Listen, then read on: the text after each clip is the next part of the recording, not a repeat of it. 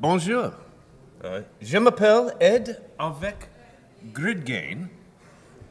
Pardonnez-moi, je ne parle pas François, so I will switch to English briefly. Today, MySys, one of the leading software vendors selling solutions to the big banks, both retail and investment banks, a lot of fraud and risk solutions, have been using GridGain technology for a couple of years to develop their next generation of systems. Today, Felix and Ramon will present a short demonstration and then a detailed technical discussion about how they use GridGain. Felix. Thank you very much. Bonjour, voilà, donc je suis Félix Révy, je suis responsable Product Management chez MySys, de la partie plateforme. Donc effectivement, MySys, qu'est-ce qu'on fait? On fait des logiciels pour les banques, pour le domaine financier. Et depuis quelques années, nos clients font face à certains challenges. Donc depuis 2007, depuis la crise des subprimes, on a une vraie baisse des revenus liés justement à la régulation. Et du coup, depuis quelques années, nos clients, via des projets de transformation, essayent de se réinventer pour faire la finance différemment, d'un point de vue technologique, d'un point de vue produit également. Et les différentes raisons autour de cela sont réglementaires parfois, comme le phénomène de l'open banking. La technologie, les compétitions des fintech par exemple, font que effectivement, les clients veulent de plus en plus se réinventer. Et dans ce cadre-là, MySys, nous souhaitons les accompagner et les aider dans cette transformation. Pour ce faire, nous avons introduit la notion de plateforme as a service pour la finance, donc une plateforme collaborative qui va permettre à nos clients, qui sont des banques, de collaborer avec des étudiants, des fintech, des consultants, etc. Donc c'est une approche communautaire et de collaboration qu'on essaie de mettre en place. Et je vais vous expliquer dans la présentation qu'est-ce qu'on fait, et Romain, qui est avec moi, va vous expliquer comment on utilise la technologie GridGain pour arriver à cela. Donc effectivement, notre idée, c'est de commencer à introduire la notion de apps pour la finance, donc un peu comme fait Apple aujourd'hui pour les téléphones. Notre exemple est Salesforce. Salesforce, avec sa plateforme force.com, fournit des applications pour les utilisateurs de la plateforme Salesforce. Donc notre ambition est de faire la même chose pour les utilisateurs de la plateforme MySys. Arriver à mettre en place une plateforme sur le web partagée par différents acteurs. Donc pour ce faire, on a la notion de store, donc, où les applications seront disponibles, qui vont permettre de créer des applications et les rendre disponibles pour nos banques et nos clients, en se basant sur des services de type big data, justement, donc in-memory, donc c'est sur ce point Romain va insister, mais également des côtés calculatoires tels que du GPU pour faire des calculs beaucoup plus performants et beaucoup plus efficaces. Donc rapidement, on utilise en plus de GridGain beaucoup d'open source, pour notamment la partie hosting sur le cloud, tels que Cloud Foundry et Netflix Open Source Stack, afin de permettre la scalabilité et la haute disponibilité pour une stack telle que celle-là. Et étant donné qu'on s'adresse à des clients bancaires, la sécurité est extrêmement importante aussi. Et donc l'idée, c'est de connecter l'ensemble de nos softwares actuels. MySys, c'est une société qui a 30 ans à peu près d'âge, avec énormément de logiciels disponibles dans le domaine du core banking, de investment banking, du commercial banking, de les connecter via cette nouvelle couche à base de Java, donc, où GridGain tient une part importante, afin de permettre la création d'applications et surtout la possibilité de faire des développements en temps réel, donc également quelque chose que je vais vous montrer pendant la démonstration, comment une utilisation de type web, cloud et big data nous permettent de faire des déploiements, des développements en temps réel, quelque chose qui est très innovant dans le domaine de la finance. Donc, en termes de part de marché et de nombre de clients, les clients MySys, on a 2000 clients aujourd'hui répartis à travers le monde, et chacun de ces clients forme une part de marché très importante dans certains domaines. Par exemple, on a 10% des swaps qui sont créés dans le monde, qui sont faits dans des systèmes MySys. On a 10% des transactions FX dans le monde qui sont effectuées sous des systèmes MySys. Donc concrètement, l'idée de développer des applications par des third parties sur cette plateforme va leur donner accès à un potentiel très important de clients, des clients de type banque et secteur financier, sur un marché très important également. Si on regarde par exemple, on pense à PSD2, qui est une régulation européenne côté banking, on a 150 millions de comptes en banque qui sont gérés sous les systèmes MySys. Donc la possibilité pour des third parties d'avoir accès à ce marché est très intéressante, et c'est l'idée de notre plateforme que l'on va lancer cette année. Donc voilà, l'idée c'est plutôt casser les silos. Aujourd'hui, chaque banque travaille vraiment en isolation. L'idée, c'est à travers de la plateforme, mettre en place une notion de collaboration entre les banques, avec des étudiants, avec des fintechs, etc. Ce qui va permettre vraiment de libérer l'innovation et de créer des nouvelles applications très innovantes. Voilà, donc pour ce faire, avant de passer la main à Romain, je vais vous montrer une petite démonstration de l'application telle qu'elle est aujourd'hui. Voilà.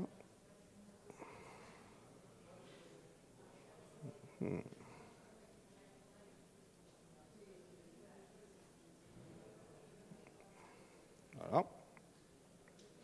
Donc cette plateforme aujourd'hui fonctionne sur Amazon, donc hostée sur le web.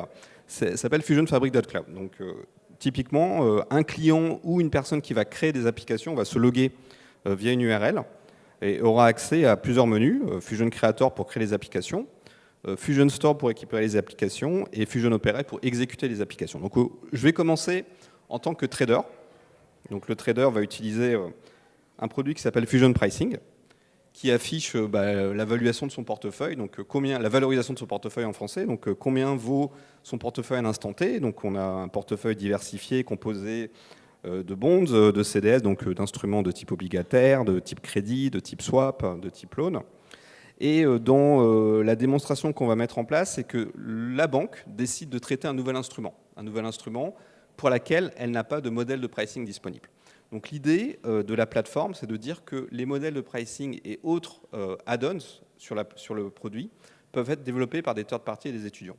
Donc maintenant, si je me mets à la place d'un étudiant qui va se connecter sur notre plateforme pour développer un modèle de pricing, il aura accès à un environnement de development as a service qui permet de développer des fonctions de pricing mathématiques élaborées. Derrière, il y a du big data qui est en jeu, il y a du GPU qui est en jeu, mais l'intérêt de la plateforme, c'est de masquer toute cette complexité pour donner accès uniquement à une interface web simple, mais tout à fait puissante pour pouvoir faire du développement. Donc je vais faire un peu de coding rapide d'une fonction de pricing, pour juste... voilà, donc je vais juste changer un petit peu le code ici. Voilà. Voilà. Voilà. Et en fait, bien que l'application soit disponible depuis le browser, j'ai accès malgré tout à un environnement complet qui me permet de déployer. Donc je peux compiler le code.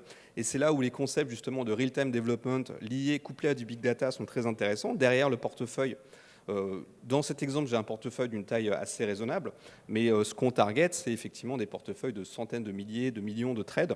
Donc là, j'ai compilé. Je peux déployer ma fonction sur le store et je peux la publier enfin sur mon Fusion Store. Donc dans la réalité, il y aura tout un process de validation, mais aujourd'hui, pour une démonstration rapide, je vais vous montrer comment, en quelques clics, on peut créer une nouvelle application, la mettre disponible sur le store. Donc si je reviens dans le rôle de mon trader, donc le trader est toujours dans cette situation, il a besoin d'un nouveau modèle. Ce qu'il ferait d'habitude, c'est qu'il demandera à son équipe interne de développement ou à une third party. Aujourd'hui, grâce à la plateforme, il va pouvoir aller dans le Fusion Store et voir un ensemble d'applications qui ont été développées par des third parties, par des étudiants. Donc là, en tant que trader, il va aller sur la catégorie pricing, où il aura une liste justement de modèles disponibles. Et là-dessus, parmi les modèles, il va trouver effectivement celui qui vient juste de développer à l'instant. Il va le choisir avec une petite description classique. Donc voilà, c'est exactement le modèle qui m'intéresse, développé par un professeur reconnu que je connais. Donc je vais acquérir l'application. Donc je vais attendre qu'elle soit disponible dans ma liste. Une fois qu'elle est disponible, je peux effectivement l'utiliser. Et je vais pouvoir relancer ma valorisation de portefeuille. Et si tout fonctionne correctement, voilà, j'ai des prix qui apparaissent. Donc voilà, donc la fonction de pricing a été en temps réel prise en compte dans l'application et j'ai des prix disponibles maintenant. Donc c'est assez révolutionnaire en termes de workflow par rapport à ce que font les banques, puisque normalement les cycles, les temps de projet sont assez longs. Donc avec ce genre de plateforme et ce real-time development, on est capable d'accélérer grandement les choses. Et je vais maintenant laisser la main à Romain pour qu'il vous explique un peu derrière comment on utilise la technologie GridGain afin de rendre possible ce développement de temps réel, gérer beaucoup de trades, faire du pricing rapide, du continuous delivery, tout en ayant une plateforme très performante et industrielle.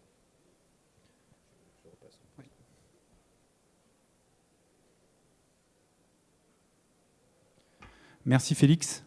Donc là, je vais vous parler de notre situation il y a 25 ans.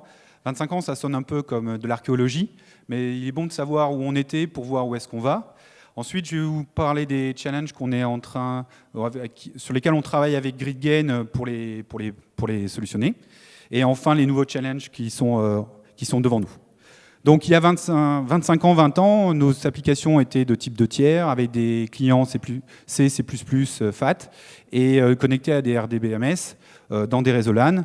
Tout était drivé par un modèle très fort, on avait un strong schema on write, et nos serveurs étaient très chers pour atteindre une résilience matérielle et réseau. Et nos rapports pouvaient prendre de l'ordre de quelques minutes à plusieurs heures. Il y a 10 à 15 ans, on a fait notre mutation vers des architectures 3 tiers. J2E est apparu dans la boucle. Les données n'ont cessé d'augmenter. La complexité des traitements n'a pas cessé d'augmenter elle aussi. Du coup, on ne pouvait plus s'appuyer sur le scale-up, qui était une technique classique que nous utilisions. Tous les 2 ans, les machines avaient 25% de plus de puissance et c'était génial. Donc du coup, on a commencé à utiliser les compute grids. Mais le problème, c'est que nos traitements sont très consommateurs de données et de complexité. Du coup, le réseau devient un bottleneck et la base de données aussi.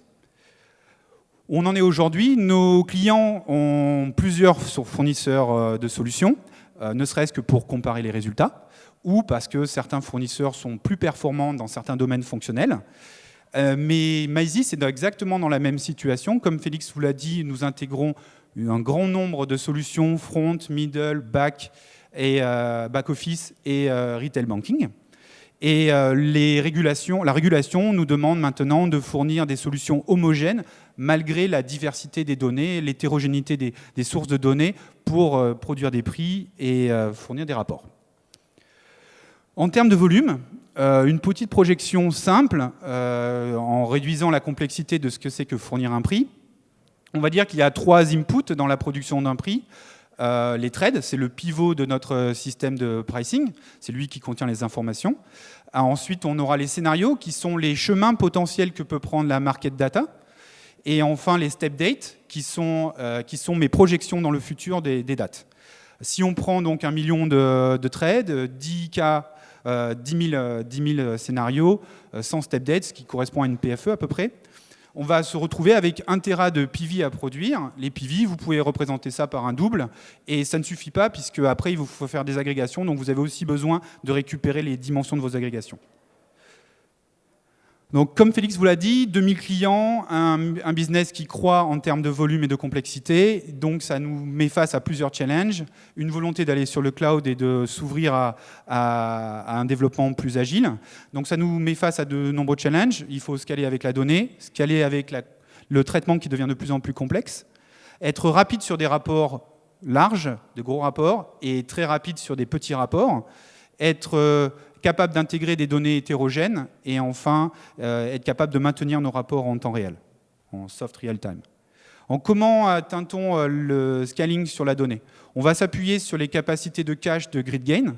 GridGain offre 3 types de cache, on va dire. Et pour savoir sur quelle cache nous allons stocker nos données, on va les catégoriser par les quantités, les tendances de ces quantités, la fréquence d'update et leur utilisation dans le système de traitement. Donc si on prend l'exemple des trades, ils sont en très grande quantité, ils ne cessent de croître, et on doit les historiser pour pouvoir les retraiter par la suite, et ils sont le pivot de notre traitement. Donc on va utiliser un cache partitionné pour les trades. Les static data, comme leur nom l'indique, elles ne évoluent pas beaucoup, elles sont en petite quantité, et elles sont par contre, elles, utilisées dans tous les traitements, partout. Donc on va utiliser des caches partitionnées pour ça. Ensuite, les market data, elles sont en grande quantité, elles sont mises à jour très fréquemment, et par contre, un sous-ensemble est utilisé dans tous les traitements. Donc on va utiliser un cache partitionné avec un near cache, un cache frontal. Et afin de réduire la GC, la pression sur la GC de toutes ces données, on va utiliser une des fonctionnalités de GridGain qui est le off-heap mode pour les caches. Là, ça nous permet donc de scaler sur la donnée, mais maintenant, quand on parle du traitement, il nous faut donc, on va parler de 2 types de traitements, les batch reports et les rapports temps réel. Pour les batch reports, on va s'appuyer sur les SQL queries de GridGain qui vous permettent de broadcaster un traitement sur votre grille avec une query type SQL. Et pour les rapports temps réel, on va utiliser les continuous queries qui sont comme les SQL queries, mais sauf que vous obtiendrez les mises à jour au fil de l'eau.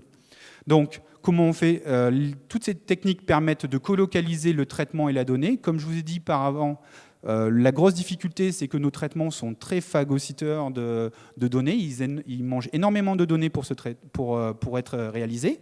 Donc, on va plutôt favoriser de colocaliser le code avec la donnée plutôt que de faire l'inverse, de pouler la donnée vers le code. Et enfin, on va utiliser une couche de streaming pour mutualiser nos batchs et nos real-time reports sans avoir une double logique pour ça.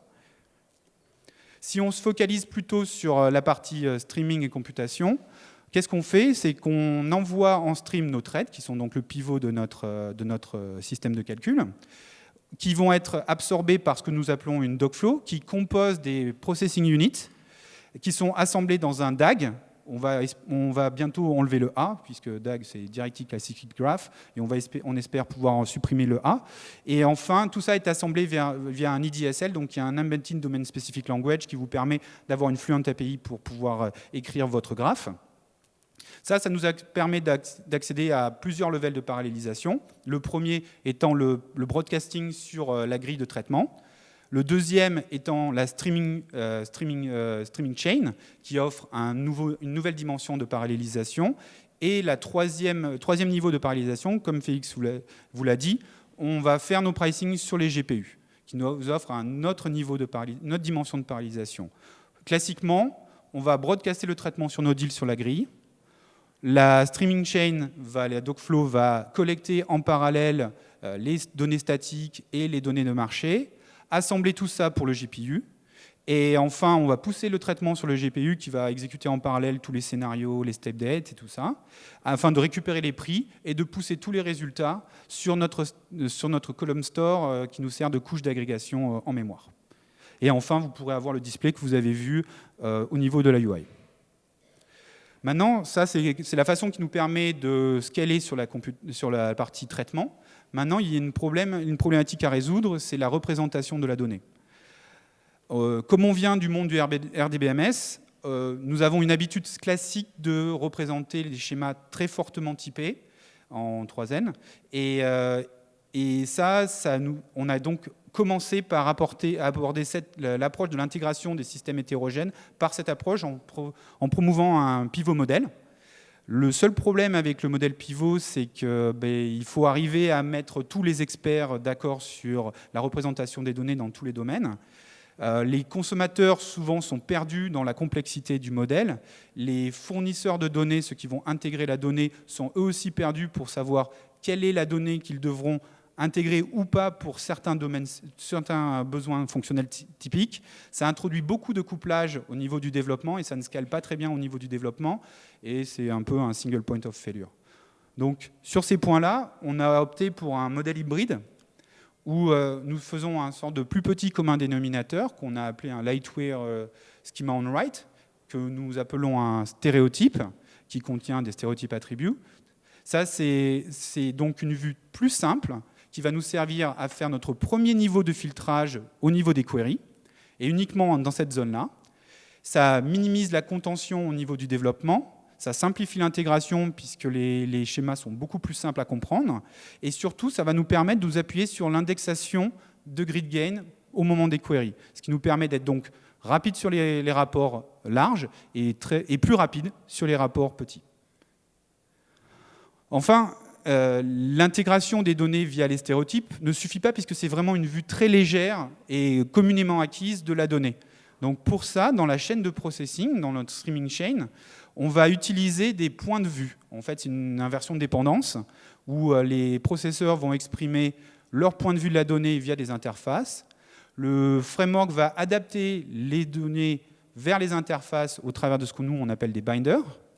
Quand un processeur demande un point de vue de la donnée, le framework va identifier le binder associé au document sous-jacent pour ce point de vue, va produire l'adaptation et enfin restituer l'information au processeur. Ça permet de faire un découplage entre le processeur et la donnée sous-jacente, et donc introduit un bon niveau de réutilisabilité et de testabilité.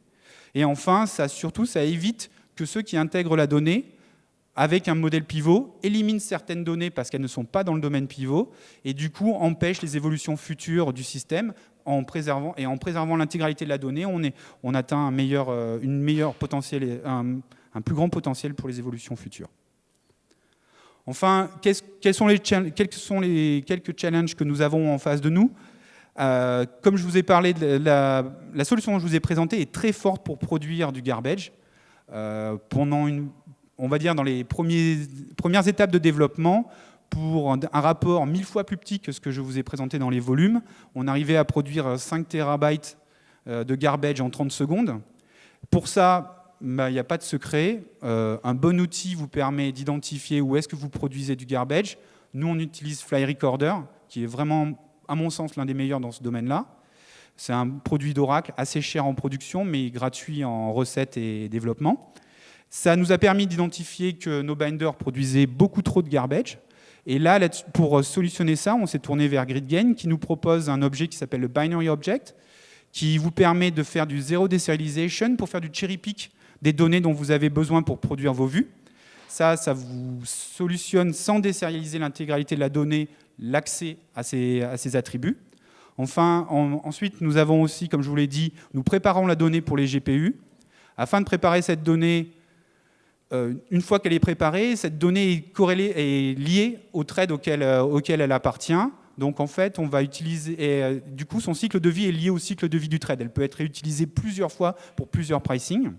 Donc ce qu'on va faire, c'est qu'on va la stocker dans un cache off-heap pour éviter la pression sur la GC. On va utiliser les capacités d'affinité et de colocalisation de GridGain pour coller cette donnée préparée au thread auquel elle appartient.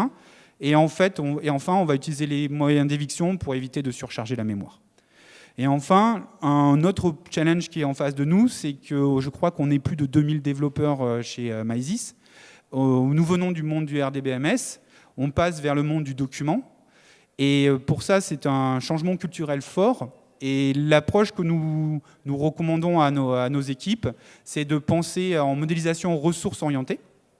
Donc en fait, par exemple, si on veut prendre l'exemple du trade et des cash flows, souvent dans votre base de données, vous allez les stocker comme une table de trade, une table de cash flow, mais d'un point de vue document, ça n'a pas beaucoup de sens, surtout au niveau traitement, parce que vous vous adressez rarement au cash flow directement, voire jamais. Donc pour ça, on va plutôt penser en termes d'adressabilité.